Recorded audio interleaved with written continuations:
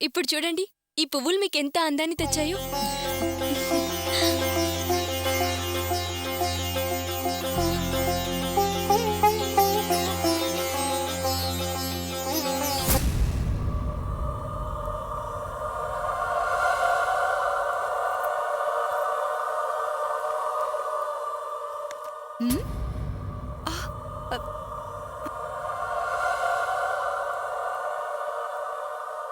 రమ్య, రమ్య, లోపల పెట్టు.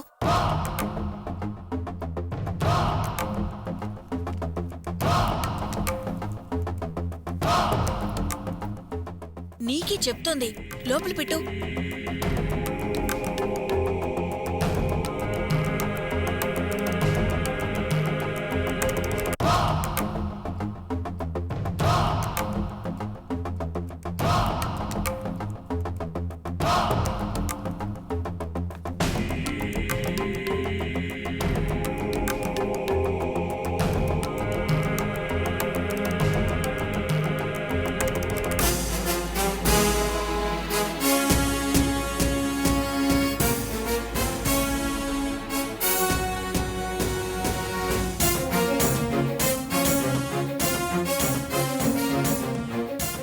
ఇంకా ఏదో చెయ్యాలి.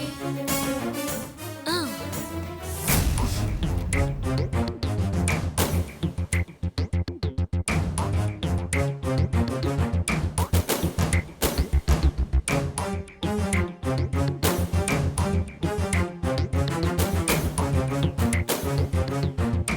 వదినా, చూసావా అదేం పని చేస్తోందో చూసావా? అవును, కళ్యాణ మండపంలోనే 4 దులిపేద్దాం అనుకున్నాను.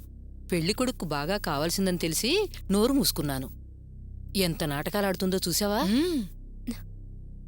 చూడండి ఎంత అందంగా ఉన్నారు. వావ్.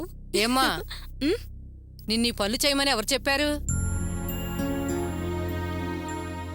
మా ఇంటి పెళ్లి కూతురికి అలంకారం చేయటం మాకు తెలియదనుకుంటున్నావా? మగ పెళ్లి వారి తరఫున అమ్మాయివి, నీ పనులేవో నువ్వు చూసుకో. అసలు ఇవన్నీ ఎవరు చేయమన్నారు? అదేంటత్తయ్యా, ఇందులో నందిని తప్పేం లేదు. నందిని బ్యూటీషియన్ కోర్స్ చేస్తుందని మన అర్చన అలంకరించింది. చూడండి మన అర్చన ఎంత అందంగా ఉందో. నా కూతురికి ఏ సోకులు లేకపోయినా అందంగానే ఉంటుంది. ఏంటమ్మా ఇది? తను నాకు అలంకరణే కదా చేస్తోంది. మీరేమనుకోకండి. It's okay, no problem. Ramya, ఎవరి బ్యాగే అది? Aunty bag. ఏంటా బ్యాగ్లో వెతుకుతున్నావు? రాను రాను నీకు అన్ని చెడ్డ బుద్ధులే అబ్బుతున్నాయి. వేరే వాళ్ళ బ్యాగ్ ముట్టుకోకూడదని చెప్పలేదు? చెయ్యి తీ, చెప్తున్నాను కదా, చెయ్యి తీవే. నేను చెప్తూనే ఉన్నాను, నీ పాటికి నువ్వు వెతుకుతూనే ఉన్నావేంటి?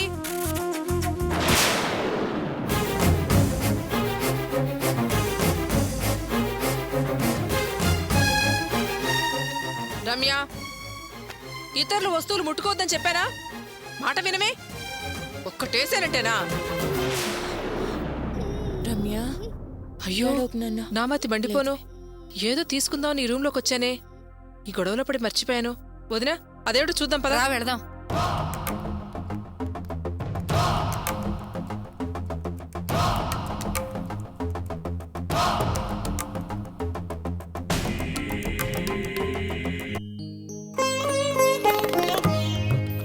ప్రియా, తొందరగా కానీ. అయ్యో, ఎంతసేపు ఇంకా ఎవరు తయారవ్వలేదా?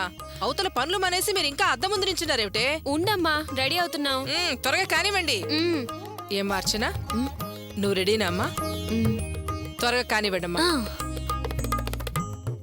ఇంకా అవలేదా? ఎంతసేపు అద్దం ముందు నించుంటారే? త్వరగా పదండి. రెడీ అవుతున్నాం కదమ్మా. అమ్మా, ఏమిటమ్మా ఈ ఆలస్యం? అవతల నిశ్చితార్థానికి టైం అవుతుంటేను. వచ్చేస్తున్నామండి, త్వరగా రండమ్మా. త్వరగా కానివ్వండి. కావ్య, ప్రియా, ఇంకా రెడీ అవుతున్నారా? మగపెళ్లి వారికి పూలు పళ్ళు తీసుకువెళ్లాలట. రండి. రమ్మని పిలుస్తుంటే అలా నుంచుంటారేంటి? రండి మీరు.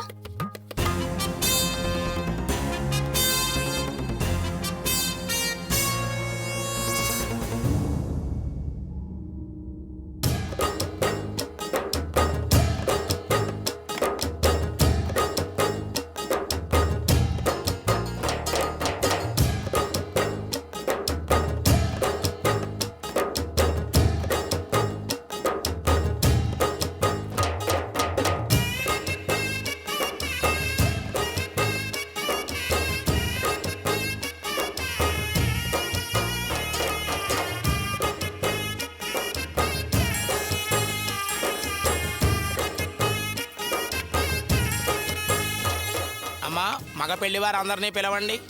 నేను వెళ్ళి పిలుచుకొస్తాను. ఆ, నువ్వుండు నందిని, నేను వెళ్ళి పిలుచుకొస్తాను.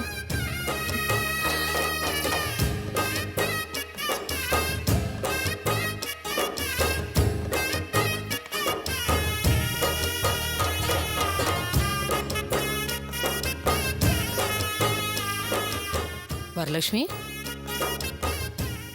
ప్రతి పనికి నేను ముందున్నానంటూ ఆ పిల్ల వస్తుందేంటి? అదే నాకు అర్థం కావడం లేదు వదిన గారు.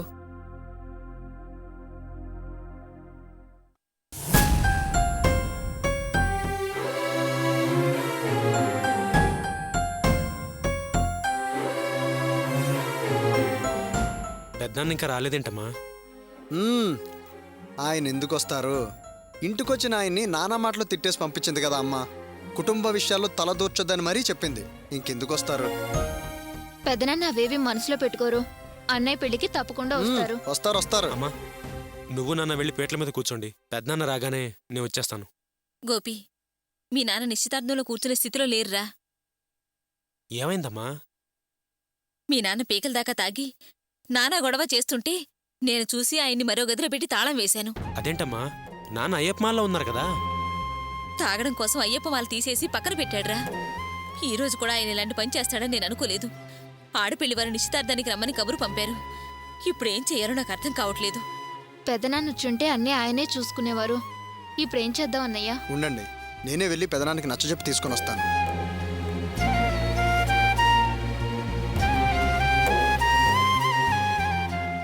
పెదనాన్న వచ్చారా?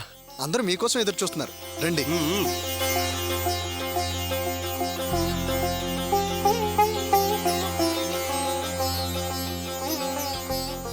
రండి పెదనాన్న. అమ్మా, పెదనాన్న. రండి బావగారు. పెద్దనాన్న, ఆ రోజు అన్ని విషయాలు నీతో మాట్లాడాను కదా. అయినా ఇంత ఆలస్యంగా వచ్చేవండి పెద్దనాన్న. సరే సరే, వచ్చారుగా. బావగారు, నిశ్చితార్థం జరగబోతుంది. ఈ కుటుంబ పెద్దగా మీరే దగ్గరుండి అన్నీ జరిపించాలి. అదేమీ వద్దమ్మా, అన్నీ నువ్వే చూసుకో. అలా అనకండి బావగారు. మా కుటుంబానికి మీరే పెద్ద దిక్కు. సాధారణంగా మన ఇంట్లో ఏం జరిగినా మీరే దగ్గరుండి జరిపిస్తారు. ఇప్పుడు గోపి పెళ్లి కూడా మీరే దగ్గరుండి జరిపించాలి. పదండి బావగారు. అవును పెద్దనాన్న, నాన్న బాగా తాగేస్తున్నారట. అన్ని కార్యక్రమాలు నువ్వే దగ్గరుండి జరిపించాలి. ఆడపిల్లి వారంతా ఇప్పటికే వచ్చి కూర్చున్నారు. మనదే ఆలస్యం. మీరు పదండి బావగారు. భాగ్యం, నీ కుటుంబ విషయాల్లో నేనెలా జోక్యం కలుగజేసుకోను? బావగారు, ఆ రోజు నేను అలా అనడం తప్పే. నన్ను క్షమించండి. ఇది మీ గోపి పెళ్లి. మీరు దగ్గరుండి జరిపిస్తేనే మా అందరికీ ఆనందంగా ఉంటుంది. నేనన్న మాటలు మనసులో పెట్టుకోకండి బావగారు. పెద్దనాన్న, అమ్మ తన తప్పు తను తెలుసుకుని క్షమించమని అడిగింది కదా. జరిగిన విషయాలని మర్చిపోయి వెళ్దాం పెద్దనాన్న. సరే రా గోపి.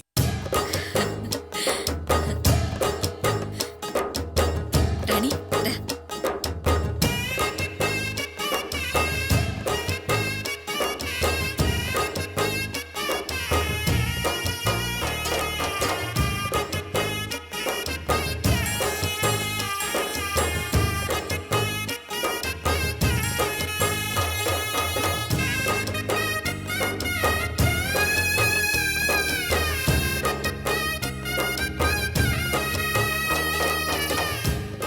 వరలక్ష్మి, ఆ అమ్మాయిని చూడు, పెళ్లి కొడుకుని ఎలా తాగుతూ కూర్చుందో.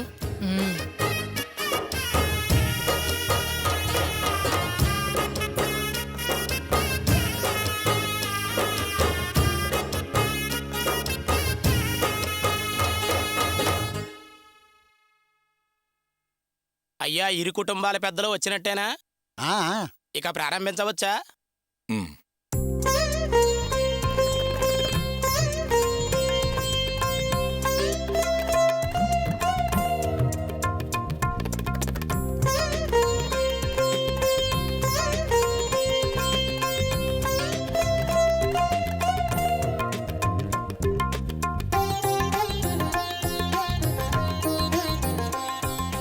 ఇక ప్రారంభించవచ్చా? ఆగండి పంతులు గారు. అమ్మా, పెళ్లి కొడుకు నాన్నగారు రాలేదే?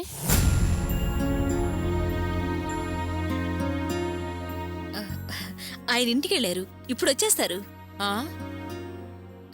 ఆయన రాకపోయినా పర్వాలేదు. మా బావగారే ఈ ఇంటికి పెద్ద దిక్కు. ఏదైనా ఈయన చేతుల మీదుగానే జరిపిస్తాం. ఈ శుభకార్యాన్ని కూడా ఈయన చేతుల మీదుగానే జరగనివ్వండి. అయితే సరే, ఇరువురికి ఇచ్చుకోవాలనుకున్న కట్న కానుకలు ముట్టినట్టేనా? అయ్యగారు, పెళ్లి కూతురికి కన్యాభరణంగా 25 కాసుల బంగారం, పెళ్లి కొడుక్కి కన్యాదానంగా 2 లక్షల క్యాషు, గొలుసు, ఉంగరము అన్నీ ముట్టాయి. సరే, మంచిది.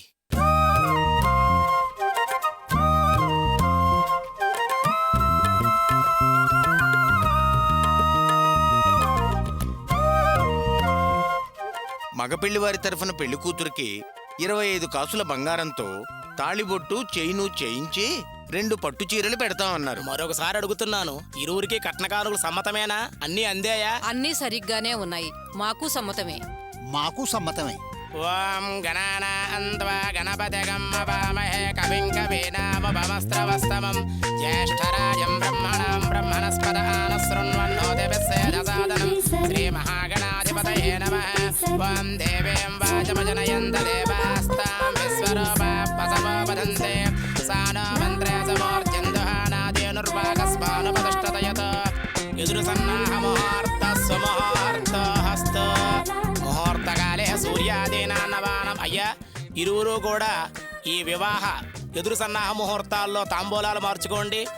ఓం ధ్రువంతే రాజా వరుణ ధ్రువం దేవో బృహస్పతి ధ్రువంత ఇంద్రస్యాగ్నస్య రాష్ట్రం ధారయతాం ధ్రువం.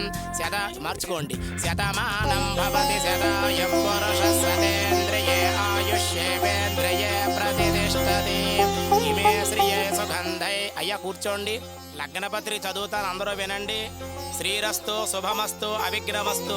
స్వస్తి శ్రీ చాంద్రమాన విరోధి నామ సంవత్సర జ్యేష్ఠశుద్ధ సప్తమి శుక్రవారం ఉత్తరాషాఢ నక్షత్రయుక్త వృశ్చిక లగ్నమందు అనగా జూన్ 15వ తేదీ అనగా రేపు ఉదయం 9:40 శివరామయ్య గారి జ్యేష్ఠ కుమార్తె చిరంజీవి లక్ష్మీ సౌభాగ్యవతి అర్చనను రామయ్య గారి సోదరుడు రంగయ్య గారి జ్యేష్ఠ కుమారుడు చిరంజీవి గోపికి ఇచ్చి వివాహము జరిపించుటకు దైవజ్ఞులచే నిర్ణయించబడి ఇచ్చిన శుభలగ్న పత్రిక.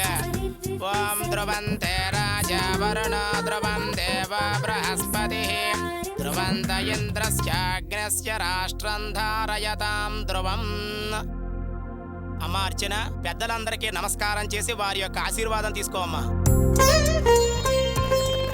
ఓం శతమానం భవతి శతాయ, అక్షతలు వేయండి. శతమానం భవతి శతాయ పురుష సతేంద్రియే ఆయుష్యేవేంద్రియే ప్రతిష్టతి.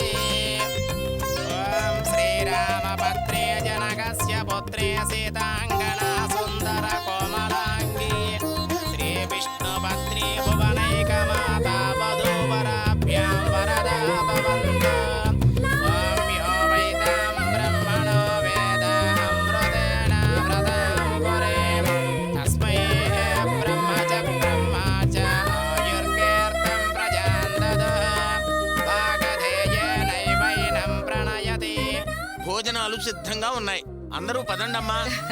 అందరు భోజనానికి లేవండి. పదండమ్మా. రాణి, కావ్య, ఇవన్నీ తీసుకురండి. ఈ ప్లేట్లు తీసుకో తల్లి.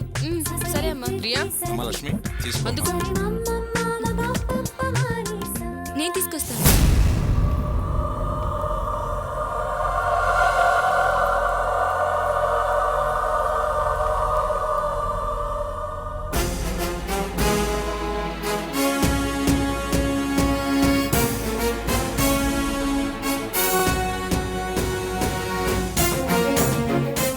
వరలక్ష్మి, ఇది చూసావా? ఇలారా. వదినా,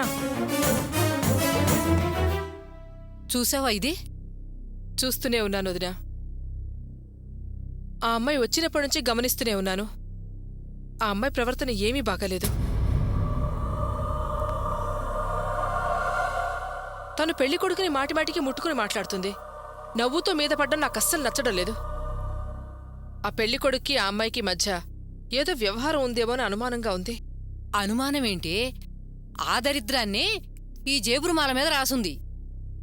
పెళ్లి మండపంలో కూడా పెళ్లి కొడుకుని రాసుకొని పూసుకొని ఆ ఇకయికలు పక్కపక్కలు చూస్తుంటే అప్పుడే అనుమానం వచ్చింది. ఆ అనుమానం ఇప్పుడు నిజమైంది. వరలక్ష్మి, ఇది మన అమ్మాయి జీవితం. ఈ విషయం గురించి మనం ఖచ్చితంగా తెలుసుకోవాల్సిందే. వదిన గారు రేపు ఉదయం మనం అవన్నీ తర్వాత చూసుకుందాం. ముందు మేము అడిగిన ప్రశ్నకి సమాధానం చెప్పండి. ఏమిటి వదిన గారు? ఏమిటా? ఇది చూడండి, మీకే తెలుస్తుంది.